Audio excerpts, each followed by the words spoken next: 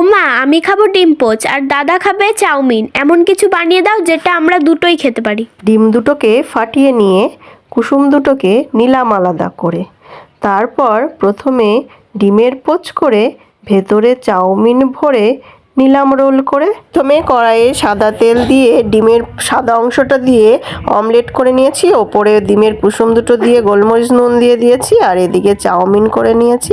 আজ করব ডিম পোচের ভেতরে চাউমিন। তো চাউমিন তো আমার রেডি, এদিকে ডিম পোচও রেডি। এদিকে ডিম পোচের ভেতরে আমি চাউমিনটা দিয়ে রোল করে নিলাম। আর তোমাদের শুনতে অসুবিধা হবে, পাশের বাড়ি বিয়ে হচ্ছে আর গানও চলছে খুব জোরে জোরে। তো আমার ডিম পোচ চাউমিনটা একদম রেডি। তো আমি একটু কেটে দেখাচ্ছি। তো কি সুন্দর হয়েছে, পোচের কুসুমটাও দেখা যাচ্ছে আর ভেতরে চাউমিনটা এরকম পোচ দিয়ে খেতে দারুণ লাগছে। আর পাশের বাড়ি বিয়ে। তো তোমরা কটা বিয়ে খেলে কমেন্টে আমাকে জানিও।